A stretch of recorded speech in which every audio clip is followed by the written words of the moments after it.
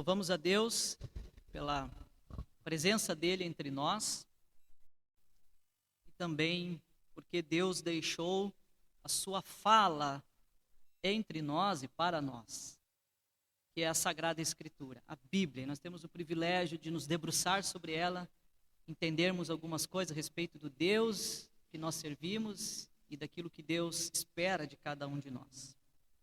Então, nessa noite, eu quero te convidar a abrir a sua Bíblia lá em Gálatas, no capítulo 6. Nós estamos chegando ao final da carta aos Gálatas, capítulo 6. E nós, então, hoje, vamos estudar um pouco do versículo 1 ao verso 5. 5 versículos para nós avaliarmos. Eu acredito que Deus pode falar grandemente aos nossos corações. Você está com a sua Bíblia aberta? Podemos ler esse texto?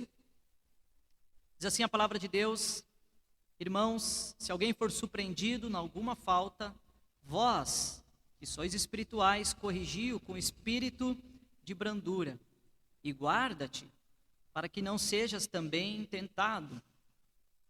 Levai as cargas uns dos outros, e assim cumprireis a lei de Cristo. Porque se alguém julga ser alguma coisa, não sendo nada, a si mesmo se engana. Mas prove cada um o seu labor, e então terá motivo de gloriar-se unicamente em si e não em outro, porque cada um levará o seu próprio fardo. Vamos orar. Deus, nós estamos diante da Tua palavra, deste texto sagrado. Certamente o Senhor quer transformar algumas coisas na nossa vida e nos nossos corações. Nós te pedimos que o Teu Santo Espírito esteja agindo em cada coração que está aqui. Nos transforma para a Tua glória, nos faz mais semelhante a Jesus Cristo, Teu Filho amado. Age nos nossos corações, nas nossas mentes, nos dê a clareza necessária.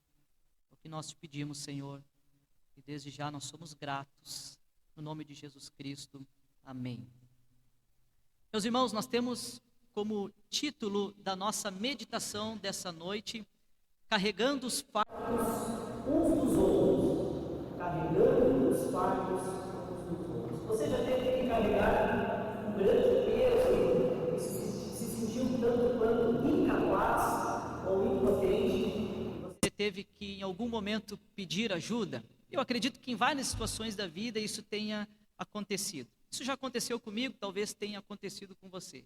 E nós poderíamos ter inúmeros exemplos nesse sentido. Mas um dos exemplos que eu queria que você pensasse, que vai nos ajudar a entender um pouco o que o texto está querendo dizer, nessa questão de levar as cargas, mudança, por exemplo. Isso é um tipo de peso ou de carga que nós temos que se levar em alguma situação da vida, que eu acredito que é praticamente impossível nós fazermos isso sozinhos. Não é verdade?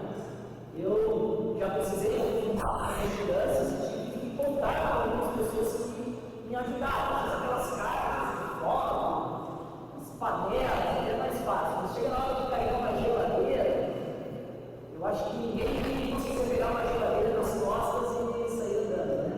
Então, em algum momento, você vai precisar de mais mãos, mais braços fortes. 2, 3, para aquelas coisas maiores, mais pesadas. Eu já tive essas ajudas em cargas que eu pensei, isso aqui eu não vou conseguir fazer sozinho. Também pude ajudar algumas pessoas nesse sentido, porque elas não conseguiriam sozinha, por óbvio que não. E a gente pode ir se encorajando. Eu lembro que uma vez eu fui fazer uma mudança e eu tinha que subir 5 andares com a mudança. E quando chegou na hora da geladeira e o prédio não tinha elevador. Aí você imagina o sofrimento, aquele corredor estreitinho, ia degrau por degrau, chegava na hora da curva, vai, cuida, e todo cuidado, aquela geladeira pesando. Eu e um rapaz, quando chegamos lá em cima, minhas costas estavam arrebentadas. Mas imagina se uma pessoa tivesse sozinha e pensasse assim, eu preciso carregar essa geladeira 5 andares acima com escada. Ela não faria isso nunca. Bom, são coisas materiais que existem cargas e pesos que para nós são impossíveis de carregarmos sozinhos. Mas também existem alguns pesos e algumas cargas na nossa vida que também são muito fortes, que são muito difíceis de carregar sozinhos. São aqueles pesos, muitas vezes emocionais, algumas crises de fé, crises sociais, talvez tentações ou sofrimentos, a gente não sabe como lidar com aquelas tentações pecaminosas, existem diversos pesos ou sofrimentos ou a geladeira que você tem que levar 5 horas. É impossível que você carregue sozinho certos pesos na caminhada. Aí sempre tem aquele, né, que pode, com um braço mais forte, com uma boa disposição, ajudar a carregar esse peso mais um pouco e ser um suporte para essa pessoa. Então essa ideia que Paulo está trazendo neste texto. Paulo está mostrando a ideia de sermos um suporte, carregarmos aqueles fardos pesados uns dos outros na nossa caminhada cristã. Então a Igreja de Cristo, meus irmãos, ela recebeu um poder para isso, que é a presença do Espírito Santo. É interessante que Gálatas está recheado dessa ideia da vida do Espírito Santo em nós. E é Ele que nos dá força para sermos auxílio um para o outro. Por exemplo, a Igreja de Cristo recebeu o Espírito Santo, está lá em Gálatas capítulo 3, versículo 2. A igreja também nasceu segundo o Espírito, Gálatas 4, 29. A igreja, ela anda no Espírito, Gálatas 5,16, e a igreja é guiada pelo Espírito, Gálatas 5,18. E ainda mais, produz o fruto do Espírito, Gálatas 5,22, e vive no Espírito. Que maravilha, né? Nós ainda não estamos no céu, irmãos, é claro que não. Ainda existem as possibilidades de quedas e fracassos, mas nós temos uma força que é o Espírito de Deus em nossas vidas como cristãos, para que dentro da igreja, dentro do corpo de Cristo, nós consigamos ser um suporte um para o outro.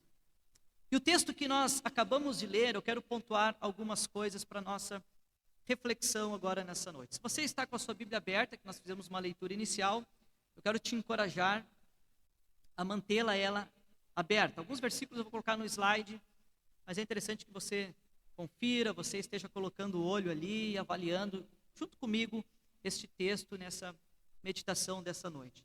Em primeiro lugar, irmãos, nós temos que considerar nesse fato que nós devemos carregar os fardos uns dos outros, devemos considerar quedas inesperadas. O primeiro versículo fala disso, uma queda inesperada, é isso que nós lemos.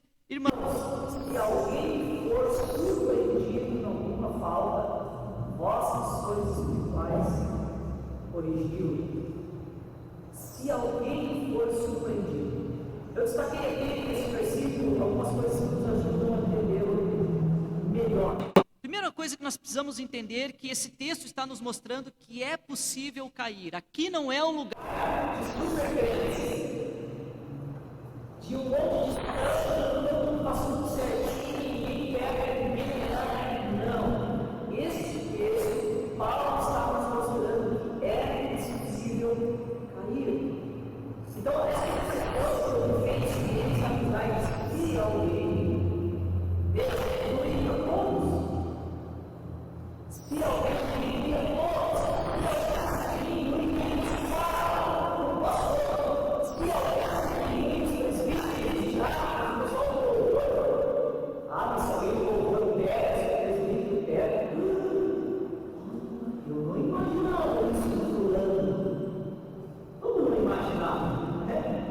Como que não imaginava? Todos nós estamos suscetíveis ao erro e ao pecado. Não deveríamos pecar, não deveríamos desagradar a Deus. Mas Paulo está dizendo, irmãos, se alguém for surpreendido, Paulo está querendo todos os irmãos da igreja, até o pastor, todos, se alguém,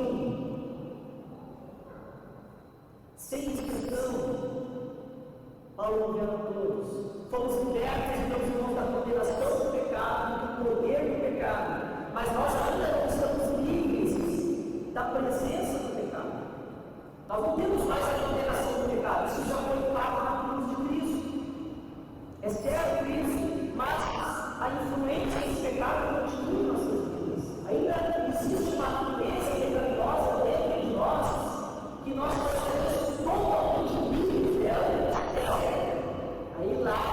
haverá nem mais a possibilidade do pecado.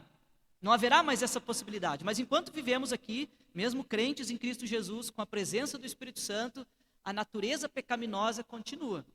E é possível sermos surpreendidos no pecado.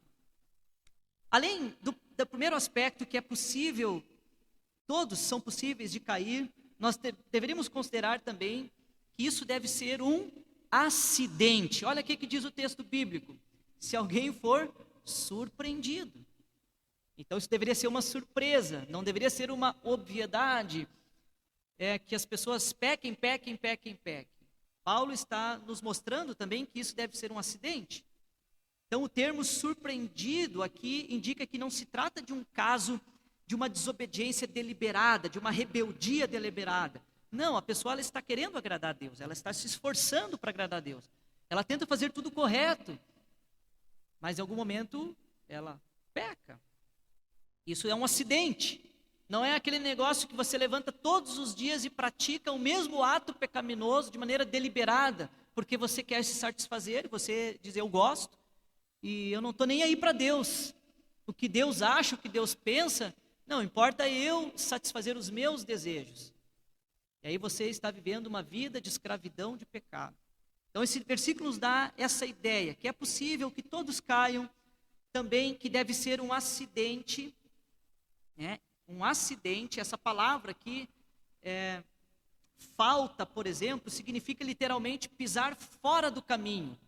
Você está trilhando no caminho, que é o caminho do Senhor, é o caminho do Evangelho. Paulo está escrevendo para pessoas convertidas, e aí você está no caminho e você pisa fora do caminho. Essa é a ideia dessa palavra grega aqui, é pisar fora do caminho. Então, você está no caminho certo, mas pode acontecer de você pisar fora do caminho. Essa é a falta que está aí grifada no texto. Então, irmãos, se alguém for surpreendido em alguma falta, aprendemos aqui, nesse primeiro ponto, nessa queda inesperada, que é possível cair, todos, mas que deve ser um acidente. E Paulo também alerta que o pecado, ele é como um laço, uma armadilha posta no nosso caminho. O pecado pode surpreender-nos. Então essa palavra ser surpreendido também nos mostra que o pecado não fica mandando recado. E que o diabo não fica te dando avisos. Olha, eu estou armando uma tentação para você. Eu estou armando uma cilada para que você caia. Eu estou armando... Não. Ele é muito sutil. Por isso que é surpreendido também. Não existem avisos aqui. E aqui está um alerta do apóstolo Paulo. Então, o primeiro aspecto desse texto que Paulo nos apresenta, nós conseguimos enxergar aqui uma queda inesperada. E quando alguém peca, existe o fardo do pecado, existe o fardo da culpa. Quando alguém peca, existe o fardo das consequências. Nós, como igreja, pastores, líderes, quanto que a gente lida com um fardo pesadíssimo, que é pior do que subir com uma geladeira 5 andares acima.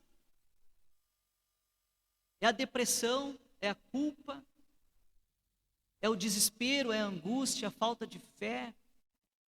É tantas coisas terríveis que a pessoa é um fardo. E aí Deus, usa a igreja, usa o corpo de Cristo para ir lá, botar os ombros embaixo e deixa eu suportar isso junto contigo. Fazer ela entender quem ela é em Cristo, desfrutar da graça e do amor, do perdão de Cristo. Mas muitas vezes a alma, o coração é restaurado, mas as consequências do pecado continuam.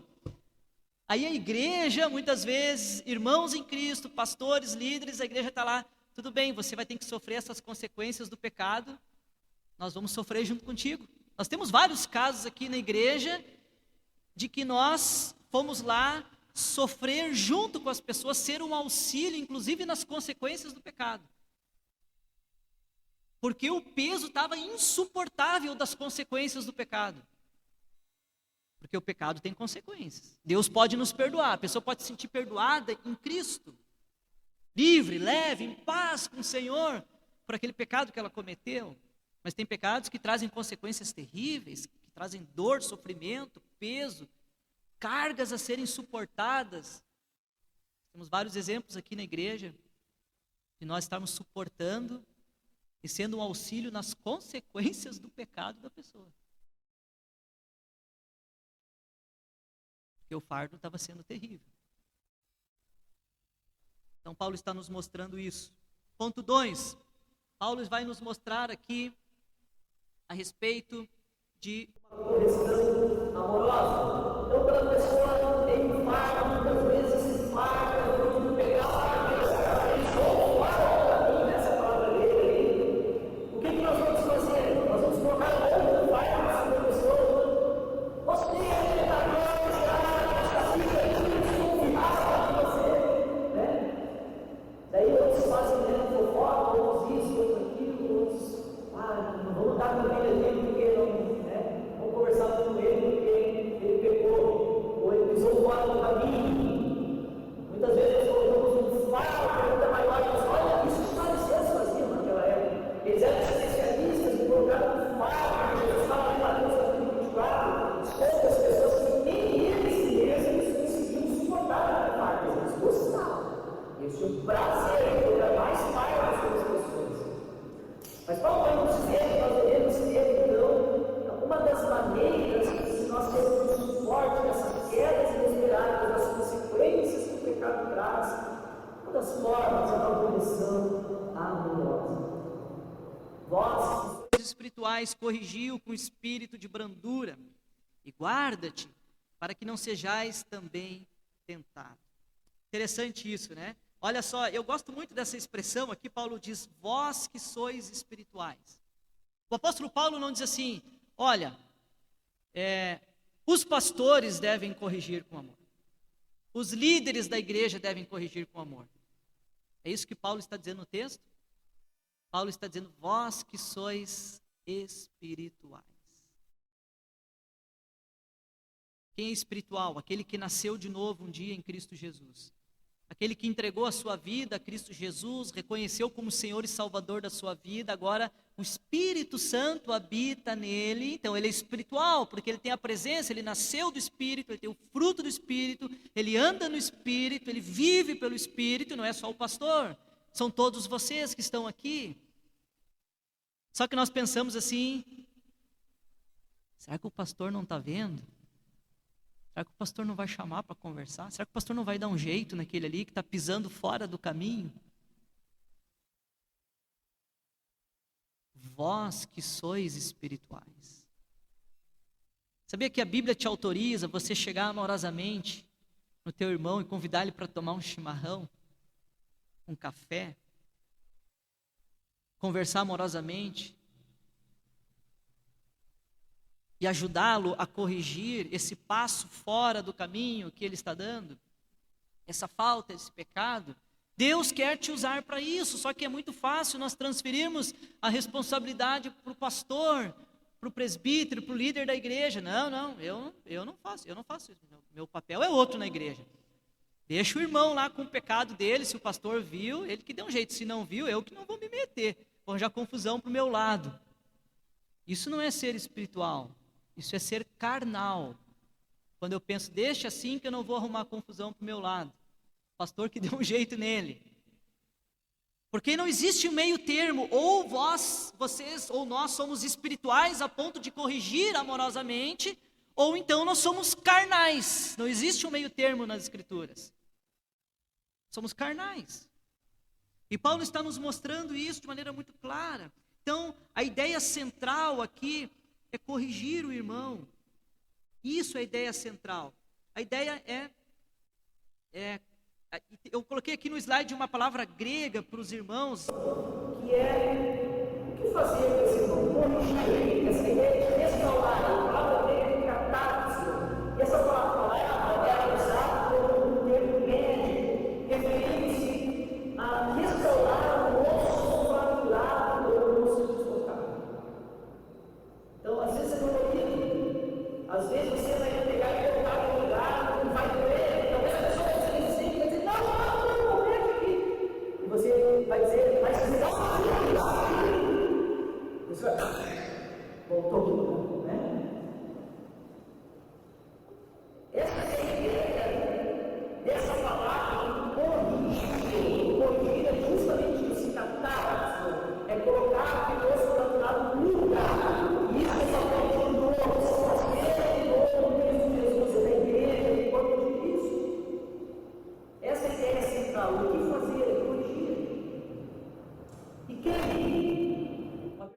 podemos responder através desse versículo? Quem? Vós que sois espirituais, são todos, todos.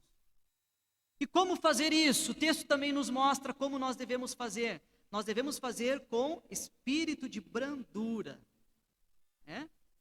E também, olha a outra parte, e guarda-te para que não sejais também tentado. Então nós devemos fazer isso com brandura, não com xingamento, com uma voz áspera, condenatória. Não, com brandura, com amor, demonstrando amor pelo irmão. Que ele entenda e perceba nas tuas palavras que você o ama, que você quer ajudá-lo. E também, um segundo como nós devemos fazer é guardando, nos guardando de não sermos tentados. Às vezes nós nos achamos muito bons ou espirituais e não nos damos conta que nós podemos ser tentados e cair no mesmo pecado daquele que a gente diz assim, como é que pode? Se nós não cuidarmos, nós podemos cometer o mesmo pecado. João Calvino enfatiza que muitos lançam mão dos erros dos irmãos, usando-os como ocasião para insultá-los e atingi-los com linguagem rude e censuradora. Interessante isso, né? Às vezes eles lançam mão, se aproveitam do erro das pessoas para tratá-las de maneira rude, para insultá-las com uma linguagem censuradora. Meus irmãos, como reagimos quando encontramos um erro no nosso irmão? Nós reagimos com legalismo, nós reagimos com hipocrisia, fazemos de conta que não estamos vendo nada, deixa assim, ou nós reagimos com amor? Temos sido espirituais ou estamos sendo carnais? Como nós estamos corrigindo nossos irmãos? É com brandura, estamos guardando o nosso coração, porque nós podemos ser tentados na mesma coisa e cairmos da mesma forma. É muito fácil isso acontecer conosco. Você já viu aquela história muitas vezes, que a pessoa fala do filho dos outros, e isso, e o fulano, como é que pode, aquele filho é assim, faz isso, e o pai deixa.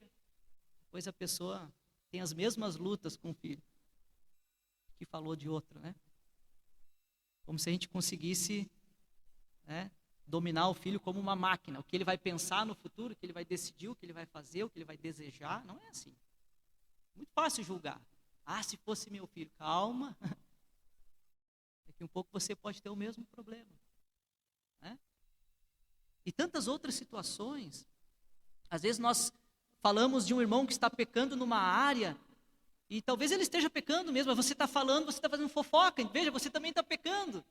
Então Paulo está dizendo, guarde para que vocês corrijam com brandura, mas se guardem também.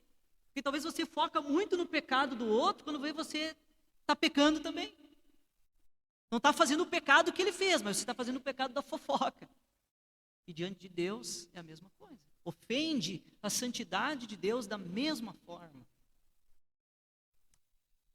E também Paulo aí nos mostra essa preocupação em outro texto bíblico, Coríntios, capítulo 10, versículo 12, o apóstolo Paulo diz assim, aquele que julga estar firme, cuide-se para que não caia. Olha essa precaução, Aquele que julga estar firme, cuide-se para que não caia.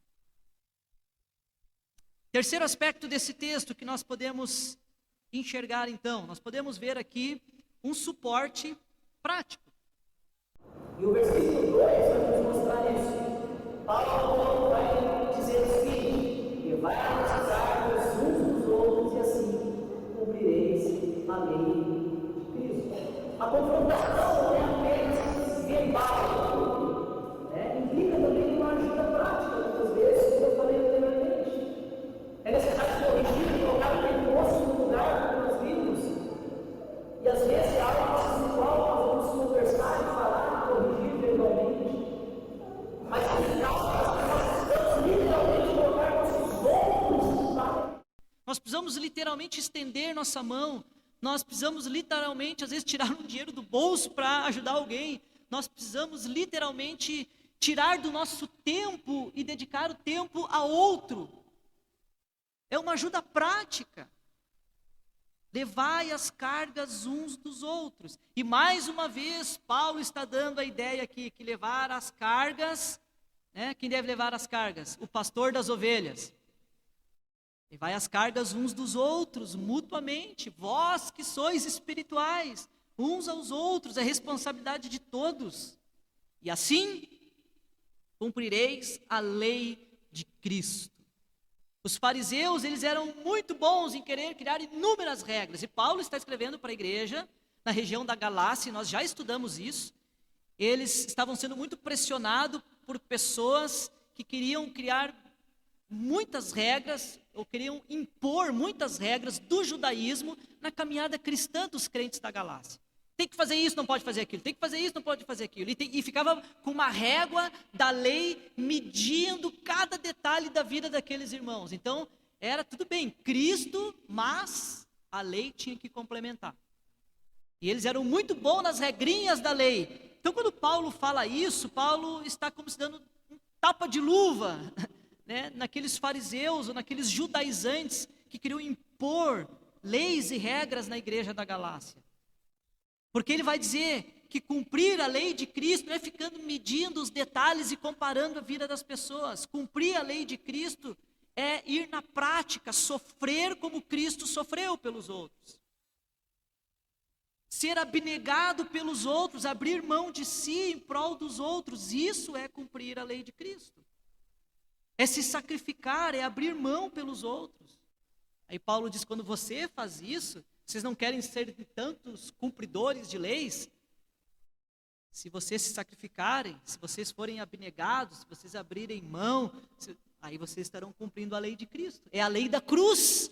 Oh, que glória tem na cruz. Nós cantamos hoje, né? É a lei da cruz. É a lei do sacrifício, é a lei da abnegação, é a lei de abrir mão, de priorizar o outro, de se sacrificar. Assim vocês cumprirão a lei de Cristo. Um suporte prático, Cristo fez isso. A lei de Cristo está baseada, meus irmãos, no amor que veio do Calvário. Paulo está, então, desafiando os irmãos a terem uma atitude contrária aqui aos legalistas. Eles achavam que cumpriam, né, a lei por regras, os rituais, dietas, come isso, não come aquilo. Os fariseus, meus irmãos, eles eram especialistas em atar esses fardos difíceis de carregar, essas cargas muito difíceis de carregar, eles eram especialistas em atar isso nos ombros dos outros, dos homens. Eles não eram capazes de cumpri-las. Então, John Stott diz que a lei de Cristo é amar aos outros como Ele nos ama. Porque o próprio Jesus disse lá em João 13, 34, 35, né? Novo mandamento vos dou, que nós devemos amar o próximo. Ele disse, ame o seu próximo como eu vos amo. Jesus passa a ser o padrão de amor. Amar o próximo é cumprir a lei de Cristo. Em quarto lugar, vamos seguir o texto. Versículo 3. Nós podemos chegar aqui, depois desse suporte prático, nós temos uma ideia de um julgamento enganoso. Versículo 3 diz, porque se alguém julga ser alguma coisa, não sendo nada, a si mesmo se engana. O auto leva ao auto-engano. Quando você faz uma autoavaliação equivocada, errada, você engana-se a si mesmo. Você acaba vivendo na mentira ou enganado. Essa que é a realidade.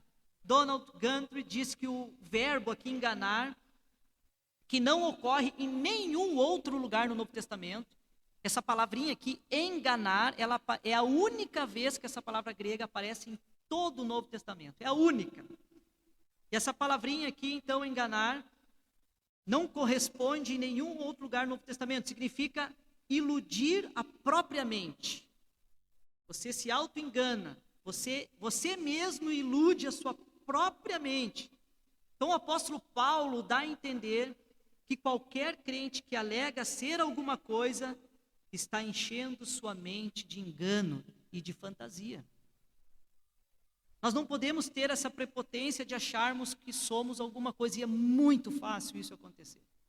É muito fácil. Paulo também orienta os irmãos lá em Romanos, capítulo 12, versículo 13. Está aqui no slide. Olha que texto precioso. Dentro dessa ideia, pela graça que me foi dada, digo a cada um dentre vós que não pense em si mesmo além do que convém. Antes, pense com moderação. É muito fácil nós pensarmos em nós mesmos além do que convém. Você acha que eu sou mais organizado? Eu sou mais esforçado. Eu sou mais perseverante. Eu priorizo mais as coisas do que o outro. Eu tenho uma vida com Deus mais correta que o outro. Eu oro mais que o outro. Eu leio mais, eu sei mais da Bíblia do que o outro. Eu ajudo mais na igreja do que o outro. E a lista vai. E não para essa lista. É difícil nós pensarmos assim, eu deveria orar como fulano. Mais. Eu deveria conhecer mais da Bíblia como aquele fulano. Eu deveria ter uma vida mais santa como ele. A gente nunca acha que o outro está à frente da gente. Nós sempre achamos que somos melhor do que os outros. Essa natureza pecaminosa gritando aqui dentro, né? Por isso que existem inúmeras orientações na Escritura quanto a isso. Paulo orienta aqui em Gálatas, ele orienta ali em Romanos nesse texto. Paulo também, ele dá um grande exemplo para os irmãos, escrevendo em 1 Timóteo 1,15. Ele diz assim: Cristo Jesus veio ao mundo para salvar pecadores, dos quais eu sou o principal dos pecadores. Paulo não tinha uma visão elevada de si mesmo. Veio para salvar os pecadores, mas, entretanto, todavia, eu sou o apóstolo, né? Não. Dos quais, dos pecadores que Jesus veio salvar, eu sou o principal dos pecadores. Que consciência que ele tinha de si mesmo. E da luta do pecado dentro da vida dele. Então não é com arrogância, com prepotência que nós vamos ajudar o irmão. Levar as cargas uns dos outros para mostrar assim, ó, eu estou na posição de quem está te ajudando, hein? Viu? Estou te ajudando. Às vezes a gente tem pessoas que querem fazer boas obras e ajudar para se sentir melhor. Não é para se sentir melhor que a gente ajuda o outro. Às vezes dá até trabalho ajudar o outro, não é para se sentir melhor. Para mostrar para o outro que você está por cima, você que precisa da minha ajuda. Você que está dependendo de mim nesse momento. Isso é muito bom para o nosso ego, né? O fulano está precisando de mim. Ele precisa de Jesus. Você e eu somos um instrumento muitas vezes. É muito fácil nós cairmos nessa fantasia e nesse engano. Então cuide com isso, meus irmãos. Esse é o alerta que o apóstolo Paulo dá. Cuide com esse julgamento enganoso, que o nosso coração pode cair nessa armadilha. Em quinto lugar, vamos seguir mais um pouco. A palavra de Deus continua nos ensinando. Versículo 4, você pode acompanhar se você tiver com a sua Bíblia. Paulo vai então nos destacar aqui uma atitude especial. Tá bom? O texto ele diz assim: mas prove cada um o seu labor, e então terá motivo de gloriar-se unicamente em si e não no outro.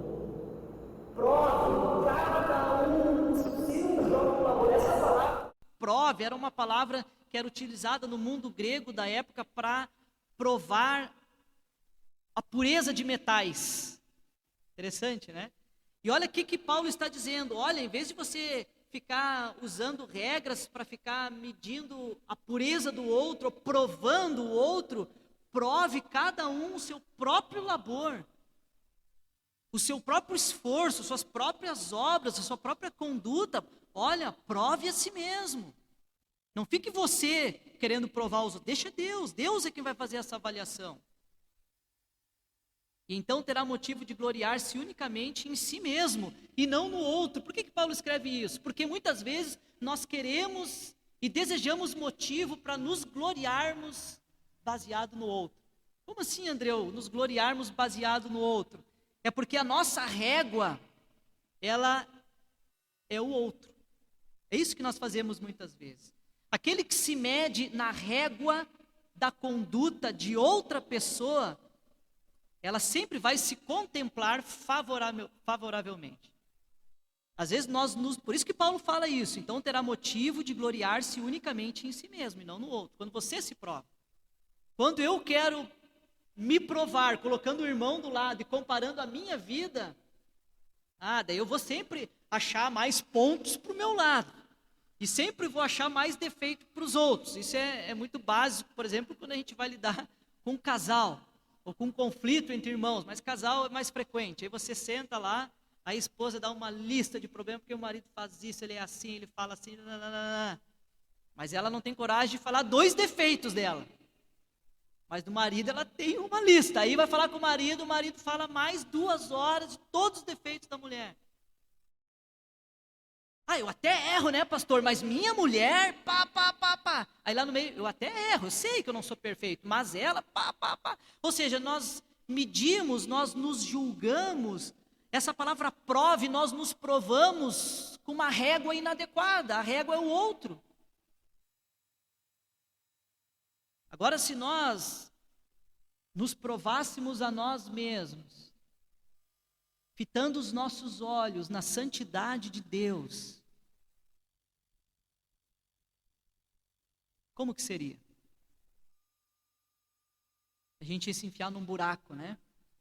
Se nós nos provássemos a nós mesmos com a régua divina, com o caráter santo de Deus, a gente ia se esconder, a gente ia correr de pavor.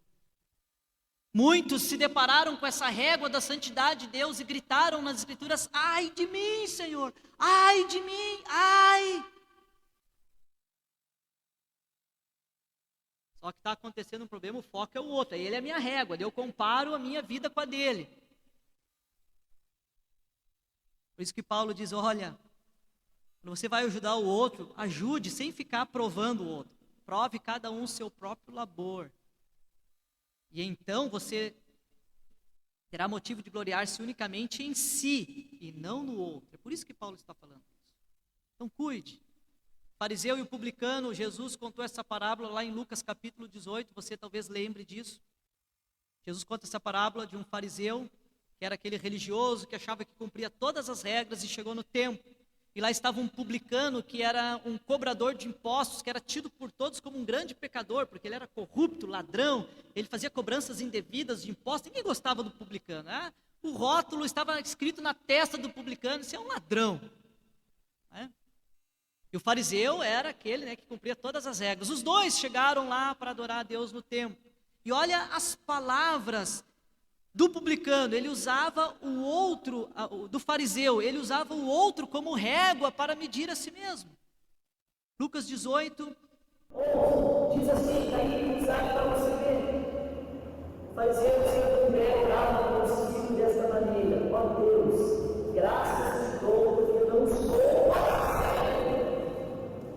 Ele não falou assim, ele não usou mesmo a santidade de Deus. Graças te dou porque eu não sou como os demais homens. E aí começa a voltar os pecados, roubadores, justos, tudo. Nem ainda como deu aquela olhada de desprezo para o lado, assim, né? Nem ainda como esse publicano aí, né? Aquele ar de santidade do fariseu, se medindo com a vida do outro.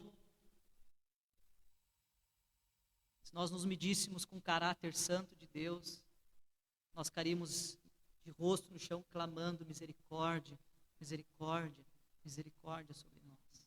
Porque nós somos pecadores. Todos os nossos pecados, que nós temos consciência ou não, todos eles ofendem a Deus.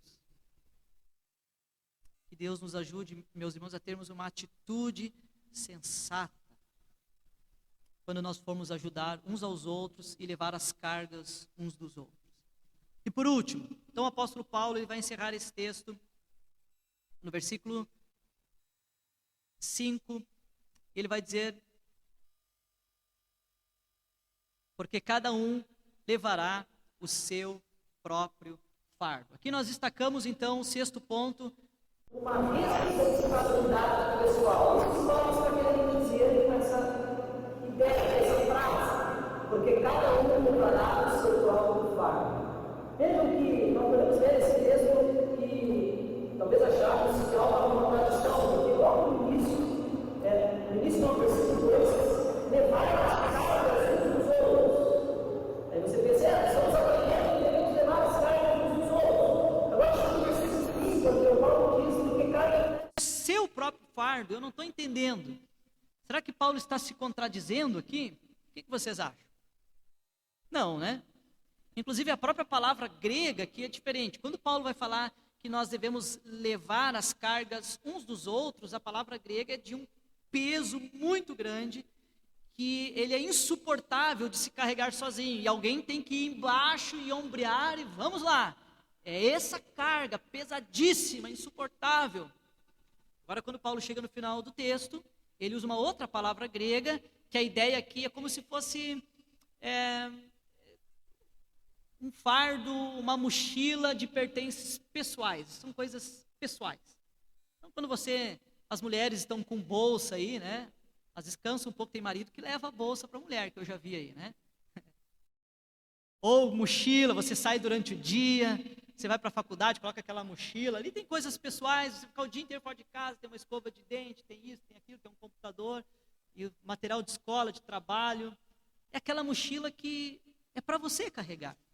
Você consegue carregar. E ali tem coisas pessoais que são suas, que não precisa chamar os outros, me ajuda. Não, é seu. Paulo está dizendo que tem coisas pessoais que nós devemos deixar de olhar para o outro e provar a nós mesmos e nos avaliarmos, não à luz da régua do outro, mas da santidade de Deus, porque nós temos uma mochila, nós temos coisas pessoais que nós vamos levar diante de Deus no dia do juízo. É isso que o apóstolo está falando, porque cada um levará o seu próprio fardo. Tem algumas coisas que competem a você. Tem coisas que nós vamos levar as cargas uns dos outros. Tem coisas que competem a você. É a sua responsabilidade diante de Deus. É a minha responsabilidade diante de Deus nessa vida aqui. E que nós vamos prestar contas para Deus. Muitas vezes, num aconselhamento, num sofrimento, as pessoas nos procuram e a gente dá conselhos, corrigindo, colocando aquele osso no lugar, né? Dá uma dor, dá um grito, a pessoa berra, no sentido figurado, né? É um processo, às vezes, dolorido corrigir uma pessoa no pecado, tem as consequências do pecado, nós somos um suporte muitas vezes, mas tem coisas que quando nós estamos lidando com uma pessoa, que nós não podemos fazer por ela. Que se ela não tomar uma atitude e assumir essa mochila, as coisas pessoais, que é responsabilidade dela, unicamente dela, as coisas não vão mudar na vida, no coração dela. A gente mostra o caminho, a gente corrige aqui, mas chega na hora H, ela precisa fazer. Ela é que precisa dominar a língua. Eu não posso dominar a língua pelo outro. Ela é que tem que dominar os apetites sexuais, eu não posso dominar por ele ou por ela. E por aí vai. Tem tentações, tem alguns fardos, tem algumas coisas que é da pessoa. Ela tem que carregar. É uma responsabilidade dela. E ela vai prestar contas para Deus. Então não existe contradição nesse texto. É uma responsabilidade pessoal. Nós vamos prestar contas diante de Deus. Então, meus irmãos, o que a palavra de Deus está nos desafiando nessa noite? E eu quero fazer algumas perguntas para que a gente pense, para nós encerrarmos esse tempo aqui. O que a palavra de Deus está nos desafiando nessa noite? Pense na sua vida, como você tem se relacionado com os seus irmãos, e se você tem vivido a sua vida de maneira distraída, sem prestar atenção em cargas que irmãos estão tendo que levar, que são insuportáveis, e que talvez você não está se dispondo a carregar junto. Ou se está se dispondo, às vezes está com o coração errado, né? Usando a vida do outro para medir, julgando, se achando mais espiritual que o outro. Viu? Foi cair no pecado, ó. Viu? Podia ter feito. Com ar assim, né, de que, cuida, eu também posso cair nesse pecado. Então, para nós pensarmos nessa noite, o quanto temos sido um auxílio para os irmãos em Cristo. Pensa nisso, é você e Deus. Quanto temos sido um auxílio para os irmãos em Cristo. Pense também qual tem sido nossa postura diante da falha dos outros.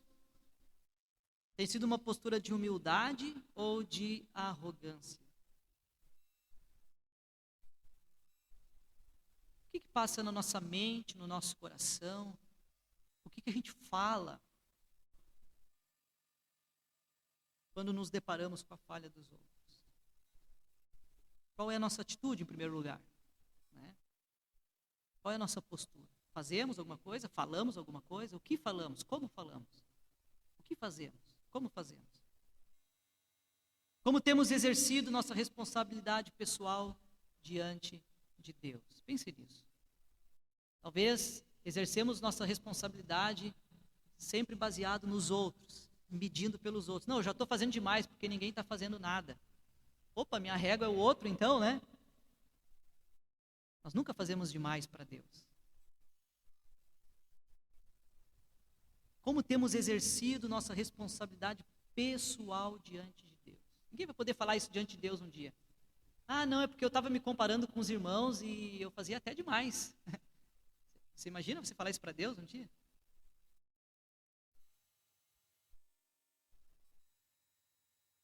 Nós somos eternos devedores do Senhor. Eternos devedores. Vamos orar, pedir que Deus tenha misericórdia e nos ajude a vivermos como corpo de Cristo, como auxílio uns aos outros na nossa caminhada, com um coração humilde. É isso que Deus quer de cada um de nós. Vamos orar? Senhor, na Tua presença, estamos mais uma vez agradecidos por essas instruções práticas do apóstolo Paulo, como devemos viver como corpo de Cristo. E nós queremos Te louvar, Pai, porque o Senhor, mais uma vez, abriu os nossos olhos, o Senhor está trabalhando nos nossos corações e nos ajudando a avaliar como temos vivido com os nossos irmãos em Cristo. Nos ajuda, Senhor, a cumprirmos a lei de Cristo, a nos sacrificarmos pelos outros, a priorizarmos os outros, a dedicarmos tempo ao outro, cuidado ao outro, levarmos cargas dos outros, corrigir os irmãos. Nos ajuda, Deus, no nosso coração a sermos humildes. Nós clamamos por misericórdia, Pai. Nos perdoe por tantas vezes que nós fomos orgulhosos, arrogantes, prepotentes, nos achando mais espirituais que os outros. Perdoe, Senhor, a mim. Perdoa-nos todos que estamos aqui, Pai. Nós precisamos do Teu perdão e da Tua ajuda, do Teu Santo Espírito, para sermos humildes, para provarmos a nós mesmos, para nós sempre focarmos no Senhor, no Teu caráter e na Tua santidade, para termos um coração humilde, responsável diante do Senhor, mas que ajude os irmãos, Pai, nos fortaleça. Fortalece cada família que está aqui, cada irmão, cada um que está carregando uma carga muito pesada nessa noite, que talvez a gente nem saiba. Abre os nossos olhos como igreja para estarmos atentos na vida um do outro, se estão passando por uma luta difícil, que nós possamos ombrear no meio da tempestade, Pai. Nos ajuda, Pai. Somos tão fracos, tão distraídos nas nossas coisas.